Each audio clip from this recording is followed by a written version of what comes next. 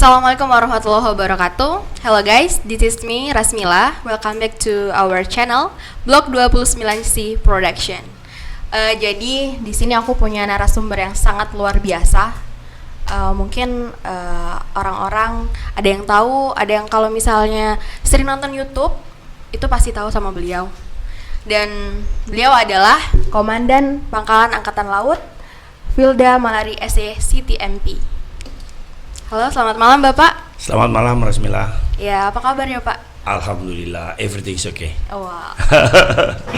Gini Pak, Bapak sebagai Komandan Pangkalan Angkatan Laut Kota Palembang ya? Iya, betul. Udah berapa lama berkarir sebagai TNI, khususnya Angkatan Laut? Kurang lebih sudah 23 tahun.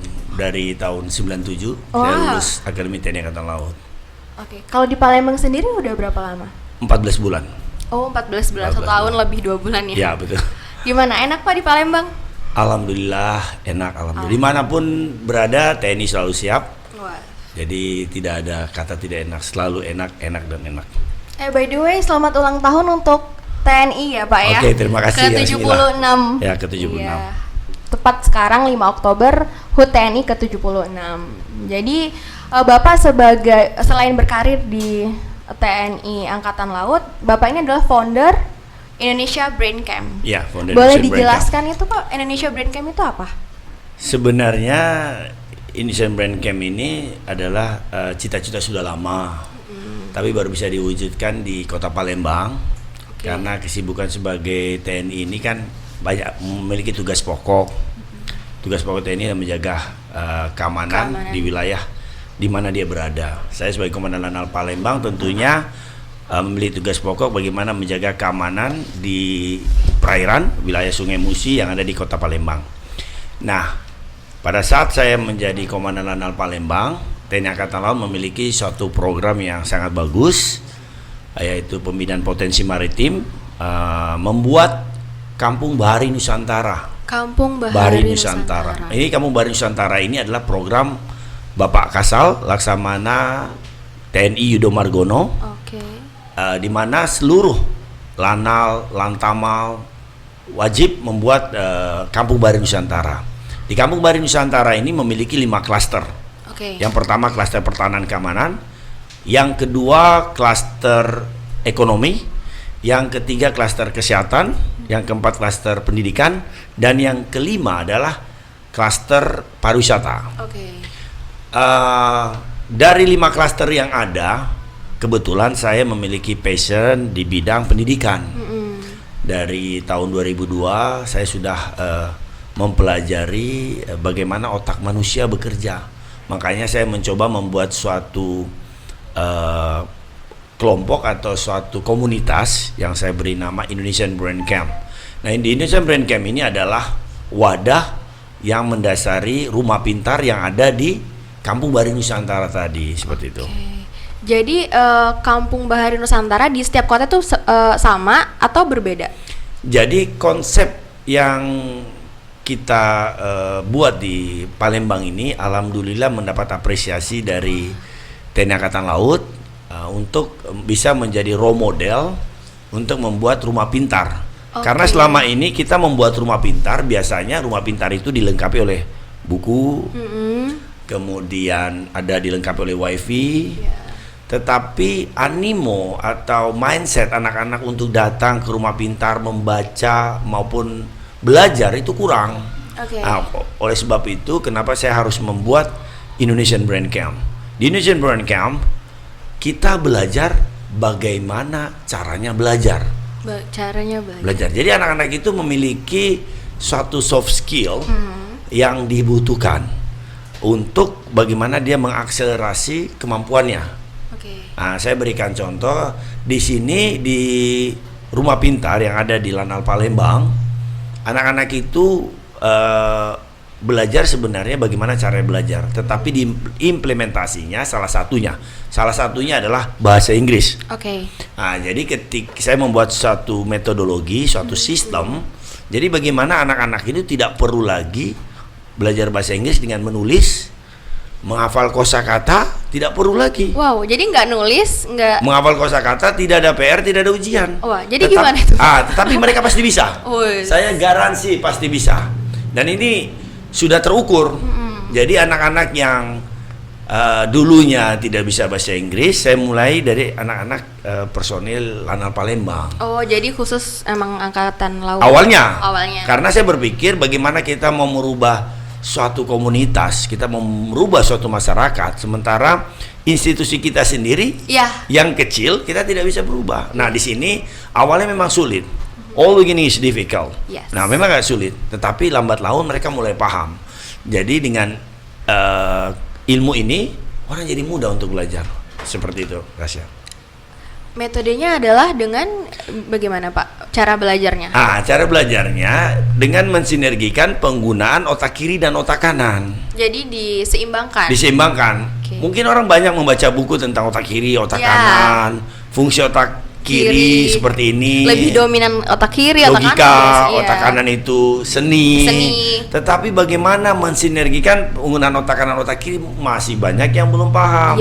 Padahal di sini adalah kuncinya. Ketika dia sudah bisa mensinergikan penggunaan otak kiri dan otak kanan, apa yang mereka pelajari, insya Allah akan jadi permanen memori. Seperti itu. Jadi saya masih penasaran, tanpa menulis, tanpa bawa buku dong, berarti tanpa kertas ataupun. Itu gimana, Pak, cara belajarnya?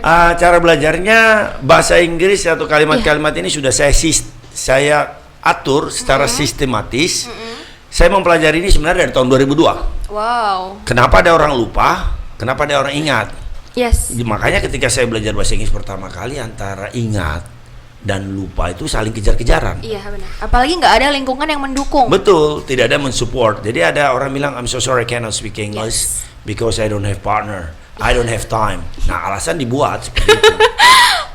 Kuncinya karena tidak tahu caranya. Nah, di Indonesian Brand Camp, anak-anak itu mereka datang, kemudian mereka ibaratnya di stimulus dengan 50 kalimat pertama. Nah, 50 kalimat pertama ini posisinya tidak berubah.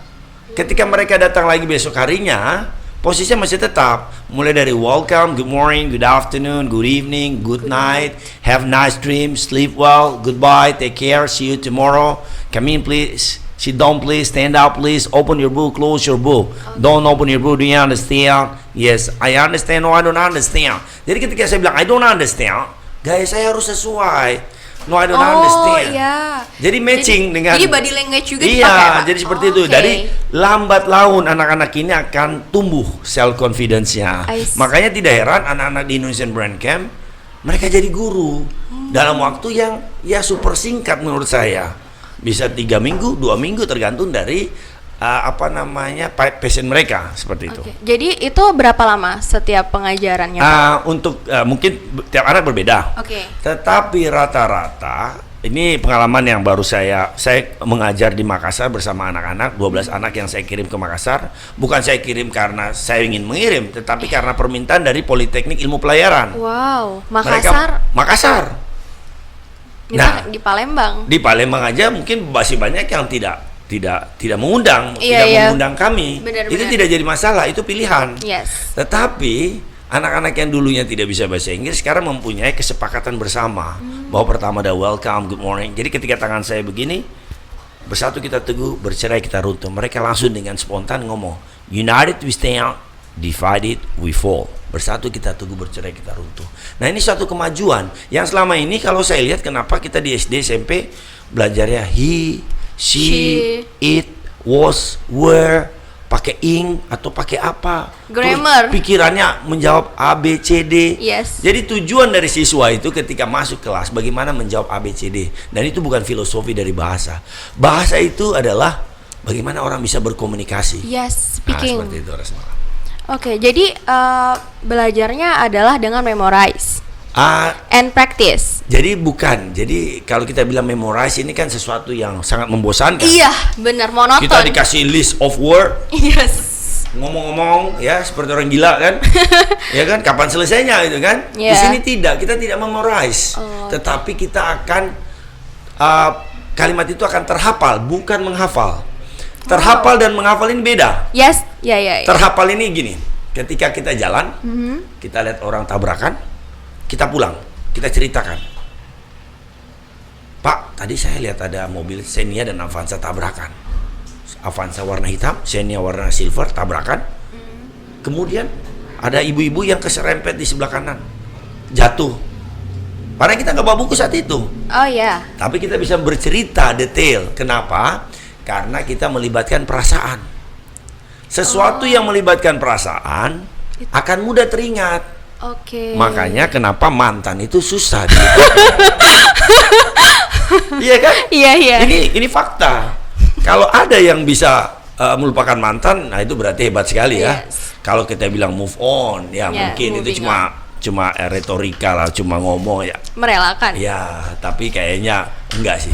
Nah, karena tadi melibatkan perasaan. Jadi atmosfer yang dibangun adalah have fun dong Pak ya, Iya, belajarnya. Betul. Oke, itu mentornya ada berapa?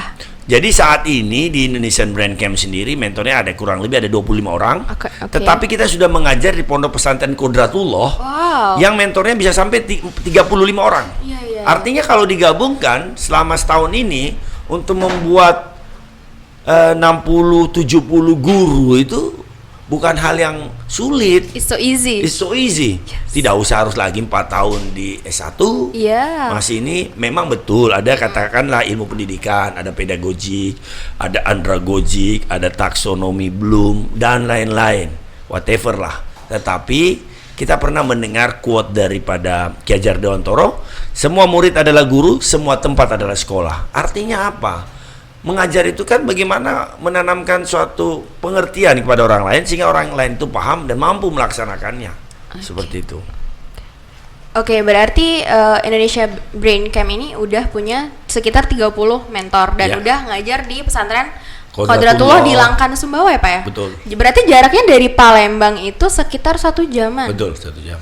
Oke, selain itu udah pernah ngajar di mana aja Pak? Jadi dari ASN dari Tanjung Jabung Barat sudah ngirim ASN-nya sejumlah 20 guru-guru bahasa Inggris untuk belajar di Indonesia Brand Brain Camp Camp di Jakabaring. Oh di Jakarta. Jadi Oh, betul. oke. Jadi guru-guru ini sebenarnya adalah SDM yang sudah mumpuni. Hanya mereka ini kan memiliki sistem yang berbeda dengan cara belajar yang tentunya berbeda. Iya. Dengan cara padahal kalau kita melihat sendiri bahwa bahasa itu contohnya bahasa Inggris dari dulu kan selamat pagi good morning, Yes. selamat siang good afternoon, Good afternoon. selamat malam good evening. Berarti kan nggak ada perubahan. Kenapa kita harus menghafal? Kenapa kita harus membuat kalimat? Kalimat itu sudah ada. Kalimat itu sudah ada. Native speaker one day they only need about 3,000 word. But the problem is how to memorize the word itself. They're having trouble. Indonesian people try to memorize the list of Yes. word. That's very exhausting. That's very, you know, So yeah, tired. so tired. You will crazy memorize the list of Yeah, word. of course. Ya, di Indonesian Brand Camp kalimat itu sudah disusun sedemikian rupa dari 50, 100, 200, 300. Ketika 300 kita namakan survive level.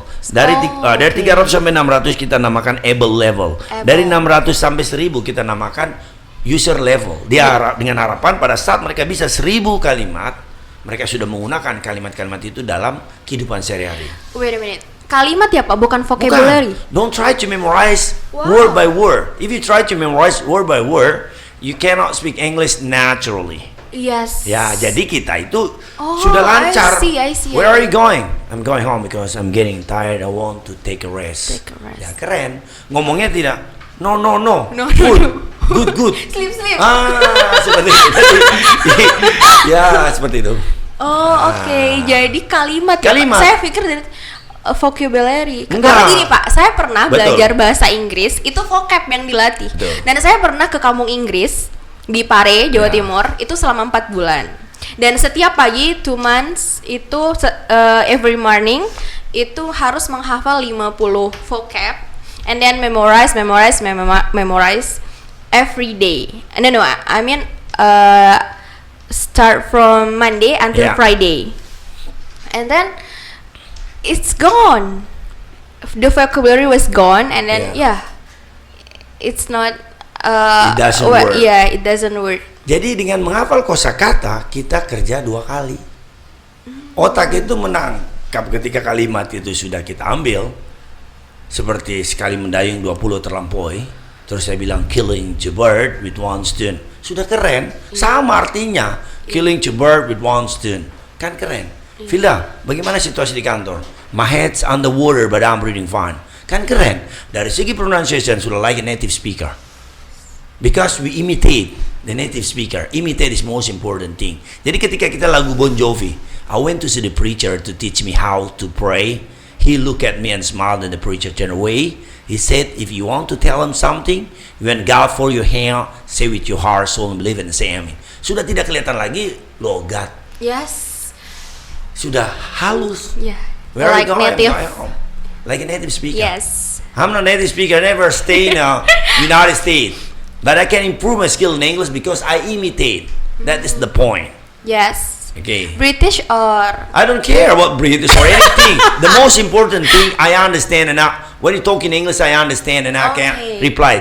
Ada yang bilang British, Amerika. American. Apa pentingnya? Yeah. Gak ada pentingnya. Yes. The most important thing you understand and I understand. Okay. Terus kalau ngomongnya juga keren. Yes. A strange thing happened to me this morning and I was crossing the street and almost hit by a car, and unfortunately I jumped back in time to avoid being hit. It was a terrible experience and I won't forget it. It beyond my expectation. Keren. Karena di Indonesian Brand Camp kita menirukan. Contoh saya bilang sama anak-anak, kita belajar lihat tulisan Indonesia aja, kita logatnya di Inggris-Inggriskan. Adakah cinta yang tulus kepadaku? Ya kan? Kami orang Indonesia. Kami orang. Nah, jadi Jakarta. Jakarta. Ah. Jakarta. Jadi biasakanlah, karena kita tidak akan mungkin lupa bahasa Indonesia. Iya. Impossible. Kita tidak akan mungkin lupa bahasa. Jadi jangan khawatir dengan meniru. Oke. Imitate saja. Ini menarik loh Pak. Berarti grammar tidak terlalu diinikan ya? Bukan, grammar pasti benar. Oh, Karena iya. contoh saya bilang, pick up the phone please. Nih, I write it down in my book. Pick up the phone please. Pasti benar grammarnya, saya nyontohnya dari buku. Iya, I mean di Indonesia Brain Camp itu maksudnya. Mereka tidak bikin Enggak. grammar, tapi mereka ngomong benar. Oh, I see. Mereka ngomong sesuai grammar. Contoh begini, lihat kebunku penuh dengan bunga, ada yang merah dan ada yang putih. Setiap hari ku siram semua, mawar melati, semuanya indah. See my garden and full of flowers. There is a red and there is a white. White. Every day I'm watering the flower.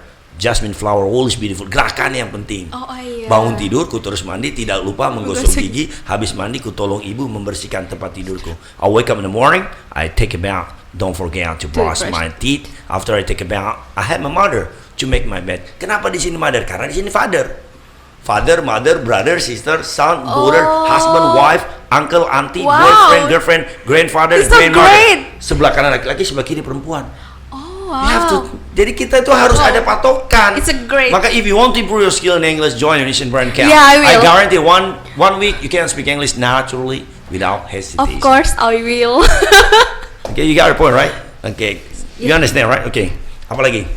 Oke, jadi sebenarnya kalau misal dari kedinasan nih Pak, udah MOU atau ada kesepakatan dari dinas pendidikan kah?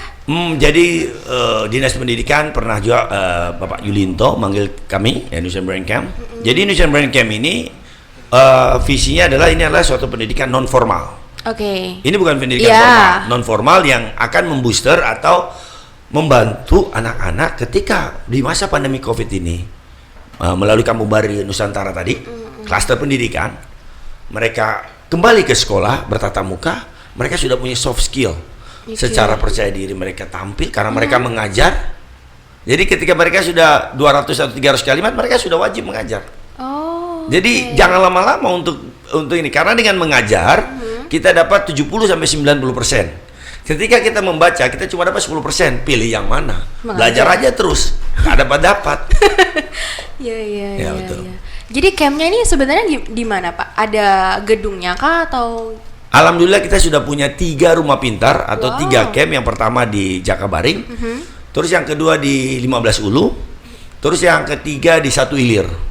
Sudah punya 3, dan ini pun atas bantuan dari Pusri yang membangunkan di Satu Ilir, terus kemudian dari Petrocin yang membangunkan di 15 Ulu. Jadi sebenarnya ini bukan dari pure dari Angkatan Laut, tetapi atas bantuan dari perusahaan-perusahaan melalui CSR, karena mereka melihat ini visinya bagus sekali untuk membangun Sumatera Selatan. Iya. Tapi ini menarik sih Pak. Kayaknya usaha-usaha untuk course itu bakal minder kalau misal tahu ada Indonesia Brain Camp dong.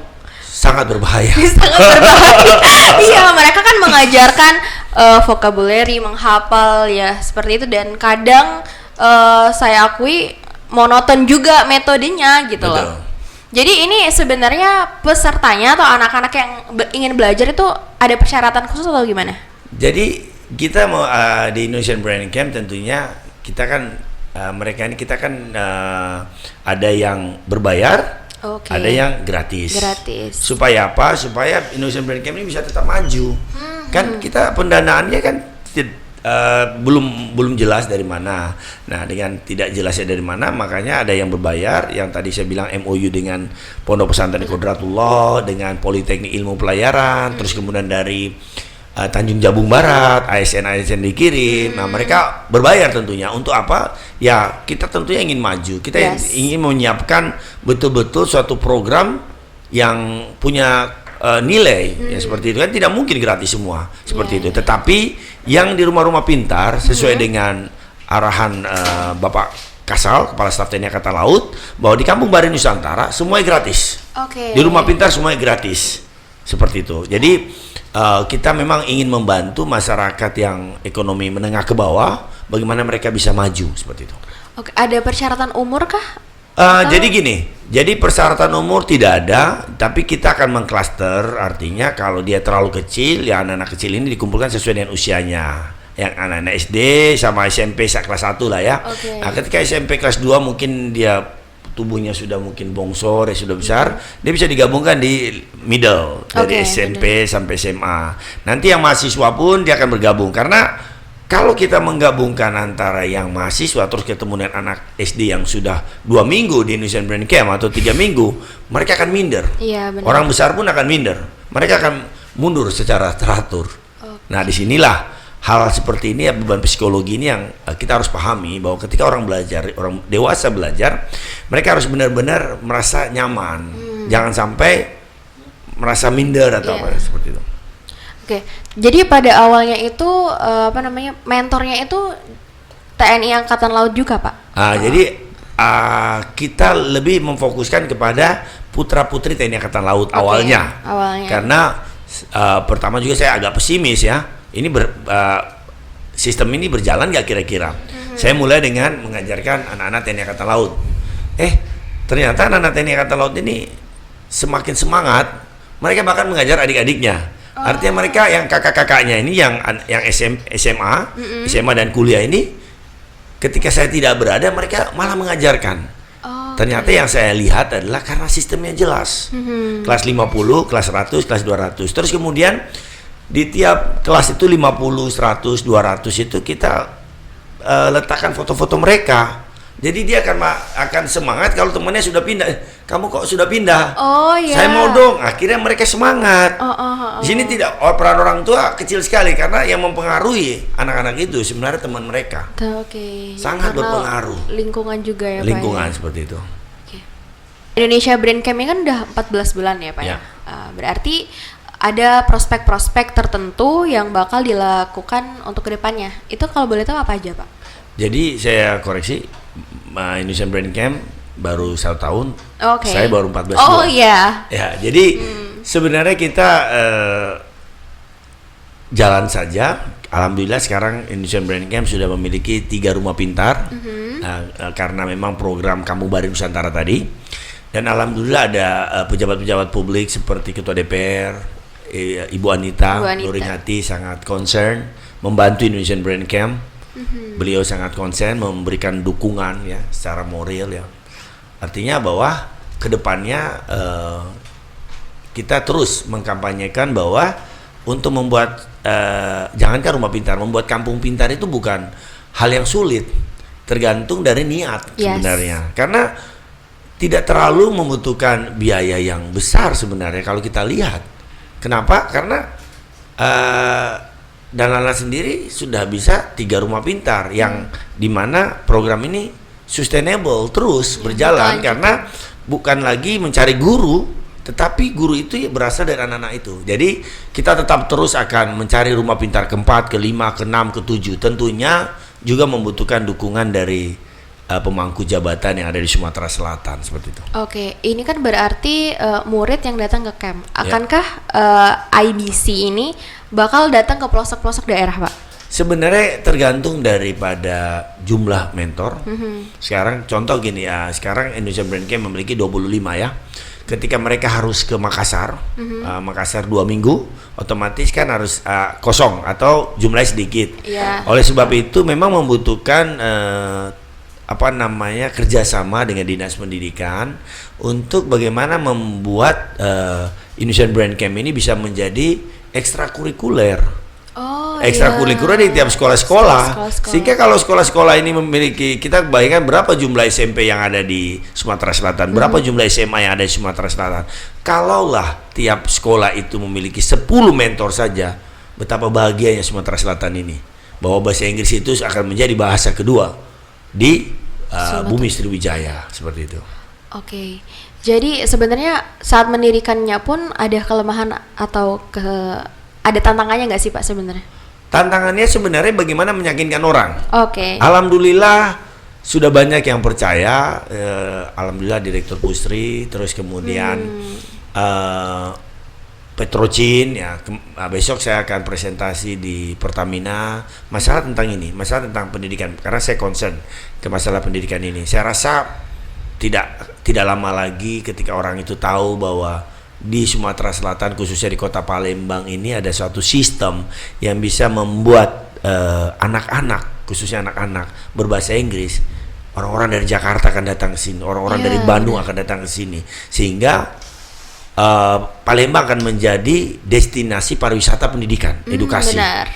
Karena mereka datang sini untuk belajar, tidak perlu harus 1 bulan, Sabtu Minggu aja sudah kelihatan hasilnya, seperti itu. Dan ini alangkah baiknya ketika pejabat pemerintah yang ada di Kota Palembang ini sedikitlah memberikan kesempatan untuk Indonesian Brain Camp, memberikan ruang bagi kami ya. Dengan saya rasa kalau kita niat itu hal yang bisa diwujudkan. Jadi kan Bapak komandan di Kota Palembang, tapi Indonesia Brain Camp ini khusus Kota Palembang ataukah bakal jadi ikonnya Sumatera Selatan? Karena selama ini saya lebih banyak dinas di staff ya, di staff tentunya dengan banyaknya tugas, tidak bisa untuk melaksanakan membuat atau melaksanakan pola seperti ini. Nah, ketika saya menjadi komandan ini kesempatan yang baik karena komandan tentunya memiliki power, memiliki kekuatan, memiliki otoritas. Ya ini yang saya pikir ini kesempatan saya selama di Kota Palembang ini baru terwujud Indonesian Brain Camp. Selain Kota Palembang Pak, yang sudah tahu Indonesia Brain Camp ini daerah mana saja? Sebenarnya nggak usah daerah ya, teman-teman sudah banyak yang tahu. Tapi masalah trust ini kan tidak bisa dipaksakan. Benar. Trust. Ada orang yang berpikiran bahwa itu karena dia sudah pintar. Itu kan karena bakat. Nah, disinilah yang ingin saya menggarisbawahi bahwa ini bukan bakat. Karena sebelum tahun 2002 saya belum bisa bahasa Inggris. Jadi gimana Pak Bapak bisa memulai untuk bisa bahasa Inggris? Jadi before 2002 I cannot speak English at all. Jadi tahun 2002 sulit sekali bagi saya untuk bicara. Jangankan bahasa Inggris, bahasa Indonesia saja saya sulit. Terus saya melihat kenapa ada orang pintar, ada orang bodoh. Kenapa? Ternyata ada hal-hal yang dilakukan, yang dilakukan orang pintar, sehingga mereka bisa menstimulus otaknya setiap hari. Mereka bertemu orang baru, mereka berbicara. Nah, kalau orang yang diem terus nggak pernah mau berbicara, tidak pernah bersosialisasi, bagaimana dia bisa pintar? Nah, orang yang pintar itu akan bertemu dengan orang baru, dia akan ngomong, dia akan sharing pengalaman, dia mau mendengar, tidak ngomong terus. Karena kan orang ngomong terus dia tidak dapat apa-apa. Makanya Tuhan menciptakan 2 telinga dan 1 mulut. Artinya apa? Banyak-banyaklah mendengar daripada berbicara. Ini karena saya di podcast saja. Biasanya kalau saya di luar pun saya diam-diam aja. Lebih banyak saya mendengar, mengoreksi keterangan. Jadi ketemu orang baru setiap hari. Terus kemudian jalan-jalan di tempat yang baru. Traveling contohnya. Makanya kenapa orang-orang Eropa, ya, orang Amerika, mereka menghabiskan waktu untuk traveling. Mereka bisa bercerita tentang gimana Afrika, bagaimana itu Indonesia, bagaimana itu Myanmar. Nah, orang Palembang sendiri mungkin, orang Cilet, anak-anak sendiri mungkin mau ke Jakarta tuh bingung, apalagi masa pandemi ini. Nggak masa pandemi aja jarang keluar. Iya. Iya kan? Seperti itu. Nah, disinilah kita harus meng-encourage generasi muda Palembang khususnya. Ada 100 aktivitas sebenarnya yang bisa meningkatkan myelin. Myelin itu sambungan-sambungan di sel-sel yang ada di otak. Setiap hari bisa. Makanya tadi ketika dipanggil ke podcast saya datang tanpa persiapan yang berlebihan. Ya just do it aja. Itu boring nggak sih Pak, menstimulus otak itu? Enggak, karena ya? sesuatunya berubah-berubah. Nanti kadang-kadang jam 12 malam saya ada di tepi sungai. Saya pulang 12:30 berdiskusi dengan pengacara. Saya mendengar mereka berbicara, pasti masuk. Nggak tahu, jadi saya tahu harga tanah, ya kan? Saya tahu siapa yang tuan tanah di sini, ya toh. Saya tahu siapa yang bersengketa dan bersengketa. Terus saya tahu panjang jembatan Ampera 1117 pada tahun 1917 John F Kennedy dilahirkan, meninggal pada tahun 1963. Pada tahun 1963 Michael Jordan dilahirkan, surat Al-Quran ke-63 Al-Jumuah. Jadi hal-hal itu harus kita pupuk. Kemudian ya tadi enggak, maksudnya itu bisa angka berkesinambungan itu gimana Pak? Jadi gini, tahun 2002 saya mempelajari, ini sudah ada kompetisinya loh. Iya, di Pak. Inggris. Kita aja yang nggak tahu. Iya, benar. Ada 20.000 peserta lah yang do it. setiap tahun. Ya toh? Nah, kenapa kita tidak mempersiapkan generasi kita untuk ikut Olimpiade Memori? Ya toh? Tujuan saya adalah bagaimana mereka bisa menghafal cepat. Angka-angka itu ada kuncinya. Kalau 0 itu S, 1 itu T, 2 itu N, 3 itu M, 4 itu P, 5 itu L, 6 itu J, 7 itu K, 8 itu H, 9 itu G. Jadi ketika Mbak Rasma bilang 2 angka, saya akan sebutkan visualnya. Angka berapa coba? 71. Kutu. Karena 7K, 1T. Jadi KT kutu. Jadi angka ini 2 angka ini mulai dari depannya 1, pasti lisan saya bilang T. Angka berapa? 16. 1 berapa? 1, 16. Taji. Angka berapa lagi? 17. Teko. 10. Tas. Wow. Ada nggak saya mikir? Sama cepatnya dengan Mbak Rasma bilang angka itu sendiri. Sama cepatnya. Coba agak cepat sedikit. 80. Hias. 91. Gitar. 26. Najis. 97. Giok. 20. Nasi. 13. Timba. Saya. Jadi sama cepatnya. Nah, setelah kita bisa memvisualkan angka itu, kemudian kita kaitkan dengan hal yang bermanfaat. 13 surat Al-Quran Arat. 1913 Lee Man Fong dilahirkan. Siapa Lee Man Fong? Pelukis kesayangannya Bapak Soekarno. Ketika bilang Soekarno, 01 muncul. Ketika 01 muncul, surat Al-Fatihah muncul. Jumlah ayatnya 7. Ternyata 7 ini 1907 Avandi dan Gatot Subroto dilahirkan. Muter aja. Wow. Dan inilah yang bilang proses cerdas tadi gitu. Dan semua anak memiliki kemampuan yang bisa untuk melakukan hal-hal seperti ini. Itu teman-teman Bapak juga diajarin nggak kayak gitu? Atau anak-anak didiknya? Mengajarkan orang itu tidak segampang kita katakan ya. Artinya bahwa semua itu tergantung mindset. Ya toh? Kita bisa bawa keledai itu ke kolam, tapi kita tidak bisa maksakan dia minum. Benar. Iya toh? Yes, that's true. Terbukti juga belum tentu ada yang ikut. Setiap orang punya idealisme.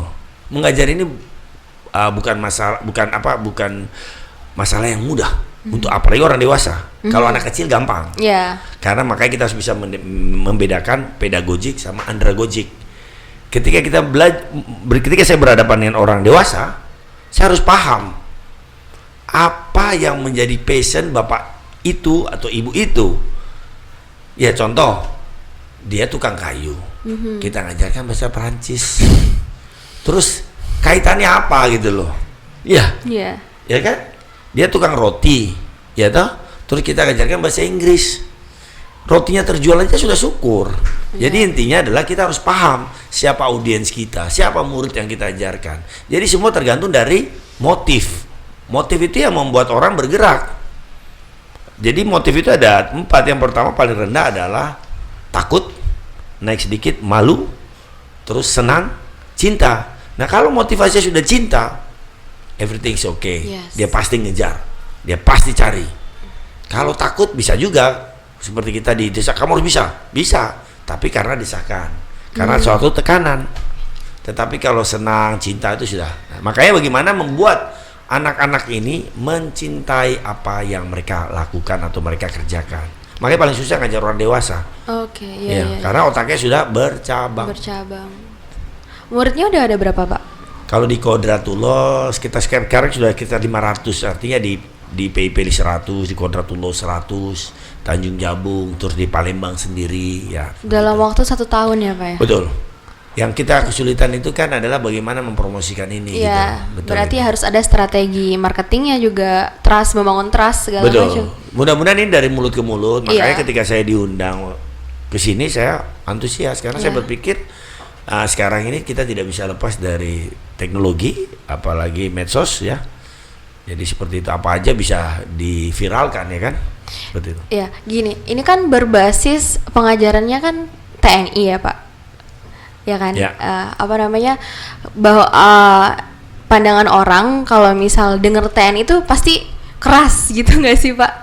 Oh, Ya iya. kan, mindset orang mendengar TNI pasti pendidikannya keras, militer segala macam. Betul, Nah, betul. apakah di Indonesia Brain Camp tuh gimana sistem belajarnya? Ataukah misal ada yang nggak bisa memorize langsung disuruh push up kah atau gimana gitu kan?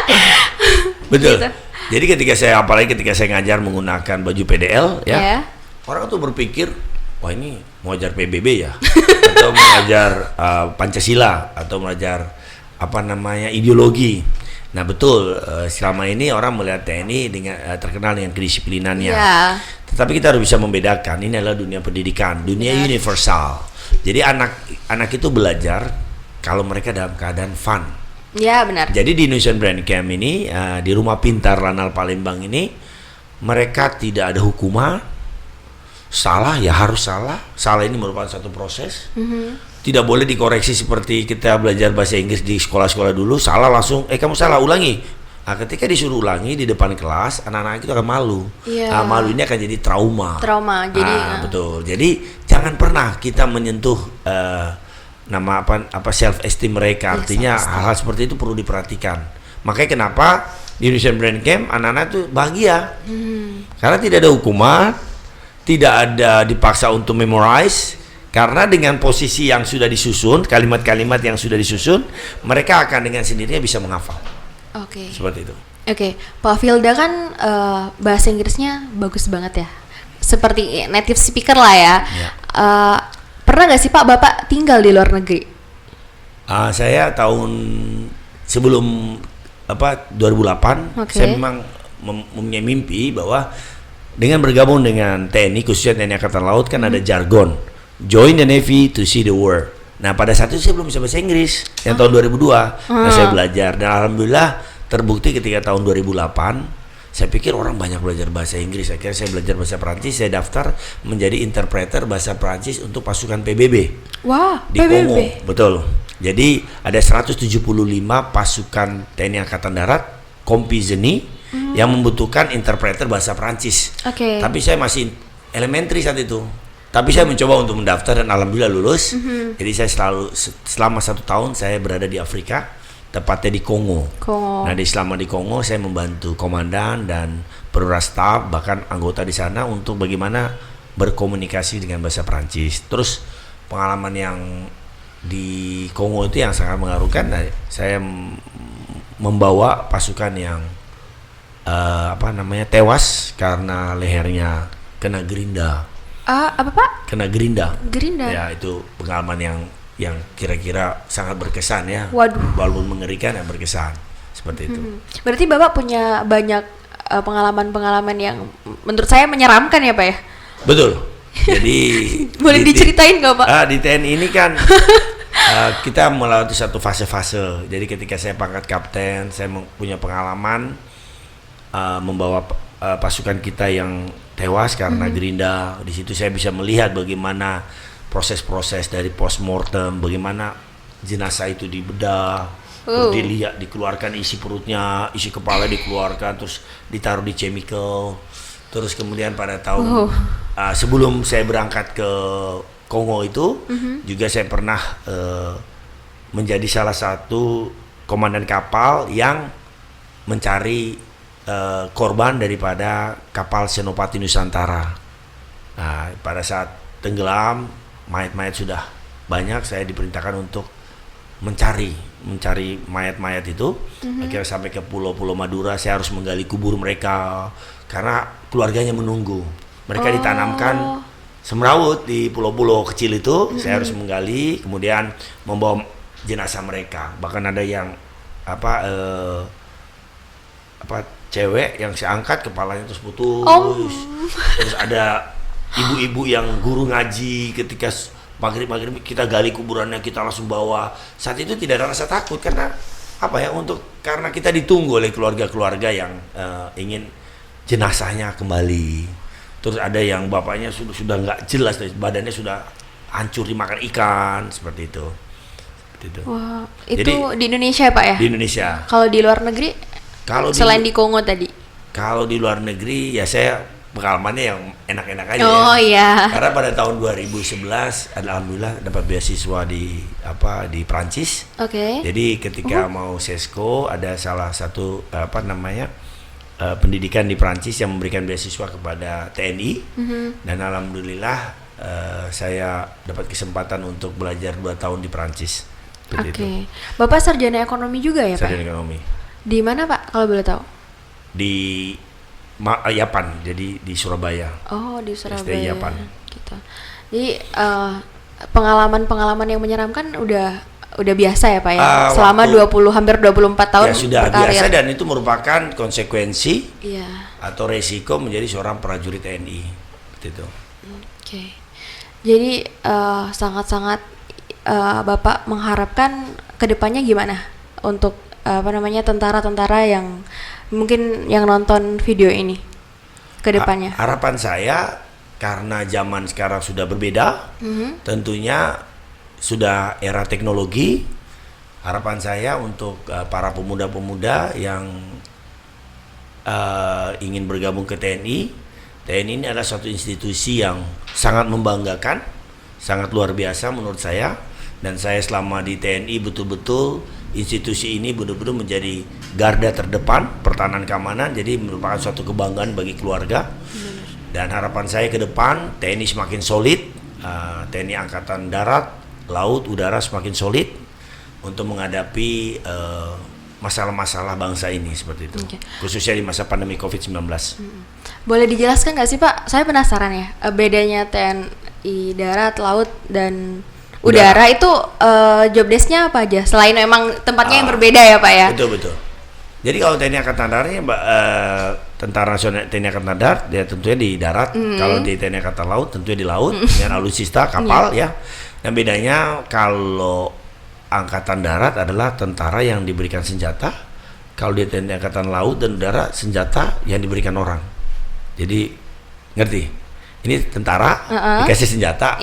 Nah, berarti ini alat yang dikasih orang. Jadi di TNI Angkatan Laut dia harus fokus pada kapal.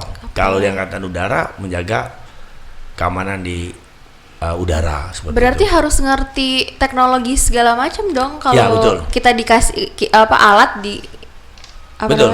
Jadi di TNI Angkatan Laut sendiri jenis-jenis kapal kan banyak. Ada kapal selam, satuan kapal cepat, satuan kapal penyapu ranjau, satuan kapal angkut. Nah, ketika kita perwira pertama kali ditempatkan di kapal-kapal tersebut, kita tentunya mempunyai job description yang berbeda. Jadi ketika saya pangkat Letnan 2, saya mendapatkan jabatan sebagai Askadif navigasi. Saya harus paham bagaimana bernavigasi dengan baik, bagaimana membawa kapal, bagaimana merapatkan kapal, bagaimana memplot posisi. Saat itu belum secanggih sekarang. Kalau sekarang tinggal buka HP mungkin bisa tahu posisi. Kalau dulu kita masih pakai sextant, masih lihat bintang, terus menghitung posisi, lihat kita keker pulau, terus kita plot di peta seperti itu. Jadi tiap betul-betul alert itu saat zaman saya dulu betul-betul sangat menjadi prioritas ya. Beda dengan yang sekarang seperti itu. Kapal yang pernah Bapak Kok nakodai apa gimana itu? Kalau saya pertama sebutannya? ditempatkan di KRI Ahmad Yani. KRI Ahmad Yani merupakan KRI kelas Van Spijk. Ini kapal buatan Belanda. Oke. Jadi ini kapal Van Spijk, jadi ditempatkan di KRI Ahmad Yani. Salah satu KRI Van Spijk. Indonesia punya kapal sendiri nggak sih, Pak?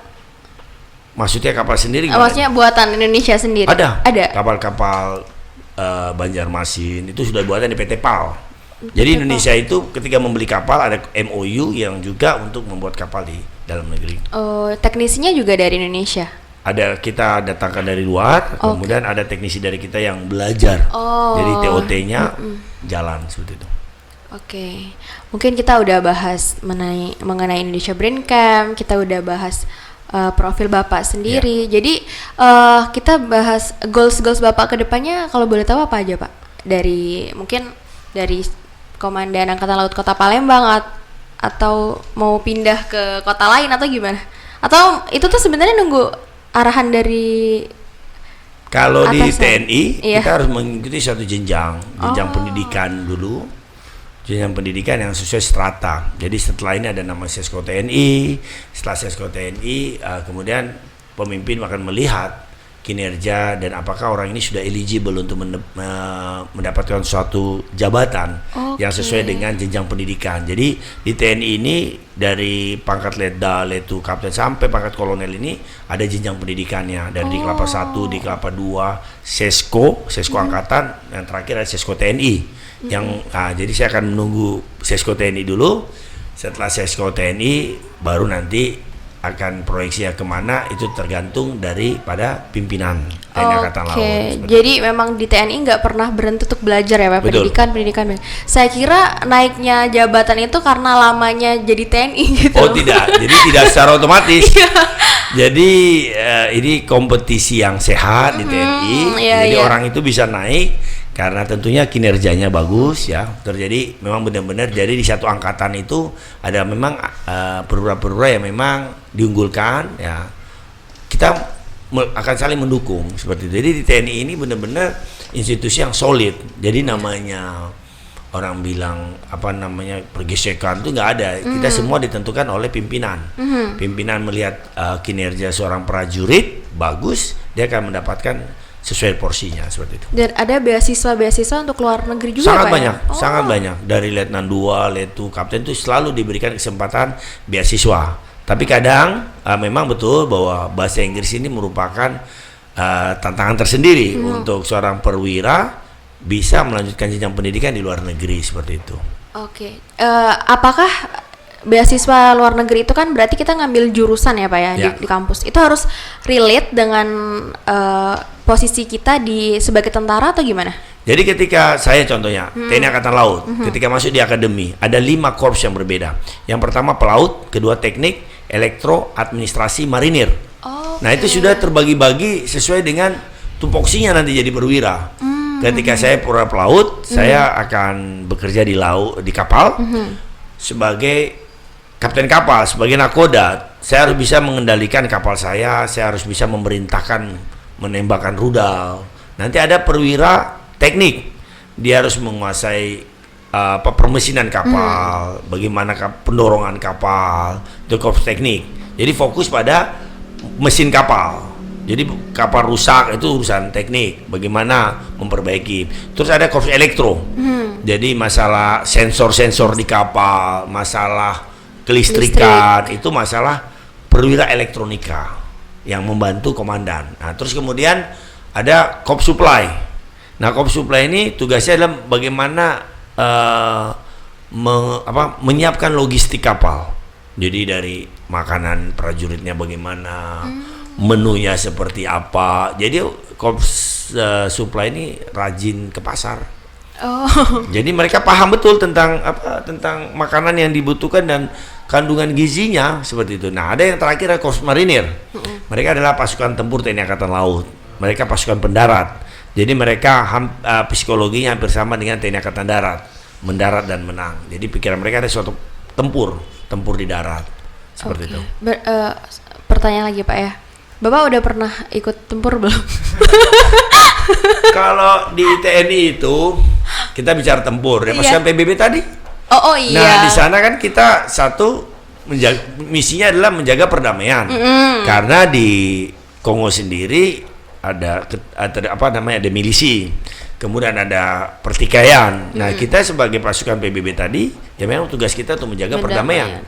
Nah, kalau ya itu sudah sama seperti tempur, karena yang kita korbankan adalah nyawa. Kita tidak tahu kapan peluru itu nyasar ke kita, kan? Kita nggak pernah tahu.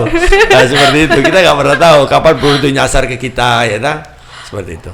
Oke, jadi cukup menarik Pak ya. Hampir 24 tahun berkarir di TNI Angkatan Laut. Oke.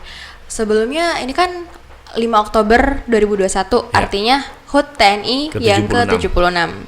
Sebelumnya selamat ulang tahun untuk TNI, spesial Bapak hadir di sini, terima kasih banyak. Mungkin ada harapan-harapan untuk TNI ke depannya atau anak-anak muda yang misalnya kan pendidikan di TNI itu kan sangat keras ya Pak ya. Ada lah, saya punya tetangga yang baru 2 bulan pendidikan TNI itu langsung pulang. Itu gimana sih, kasih motivasi lah Pak untuk terus semangat gitu. Jadi motivasi pada pemuda-pemuda sekarang bergabunglah dengan TNI. Kenapa? Karena pola pendidikan di TNI adalah pola pendidikan yang konsisten, berlanjut. Sehingga ketika kita menjadi seorang TNI, benar-benar kehidupan kita itu benar-benar dijamin oleh negara, terus kemudian diberikan kesempatan seluas-luasnya untuk menempuh pendidikan, dan ini sangat berbeda dengan mungkin di instansi yang lain. Dan ini saya paling sering sekali mendapatkan tawaran untuk sekolah maupun dinas di luar negeri. Jadi harapan saya kepada para pemuda khususnya di Palembang, bergabunglah menjadi TNI, karena selain membanggakan, ini adalah tugas mulia menjaga NKRI. Oke. Terima kasih Bapak udah bersedia hadir di sini, sharing tentang Indonesia Brain Camp, tentang karir Bapak selama di TNI. Jujur, mungkin saya akan jadi member dari Indonesia Brain Camp. Nggak mungkin sih, saya bakal, I will join. Oke. Terima kasih for your time. Untuk teman-teman, ini sangat luar biasa pembicaraannya. Ini mungkin percakapan yang the best juga, salah satunya di hidup saya. Serius, karena saya sangat amazed. Soalnya selama ini saya udah 24 tahun belajar bahasa Inggris tuh, menghafal vocab bla bla bla bla bla sampai apa ya, pintu, door, bla bla bla bla. Tapi nggak pernah belajar yang per kalimat gitu loh. Dan saya harus menghafal grammar yang ada 16 tenses segala macam, yang past, future, present gitu-gitu. Tapi di Indonesia Brain Camp nggak ada ya Pak ya? Nggak ada. Nah, makanya saya tertarik untuk itu. Karena saya adalah pendirinya, ketika saya membawa buku ini ada ribuan kalimat. Saya tidak terasa, saya buka, saya lihat, saya baca, itu akan menjadi permanent memory melalui unconscious mind, pikiran bawah sadar. Sadar tidak sadar kita sudah menciptakan lingkungan buat kita sendiri untuk bisa terus meningkatkan kemampuan diri. Terima kasih. Terima kasih Bapak Filda, semoga karirnya semakin melejit ke depannya. Indonesia Brain Camp juga makin sukses. Semoga juga saya bisa menjadi mentor. Ya, terima kasih, dan teman-teman yang nonton ini jangan lupa subscribe, like, and comment.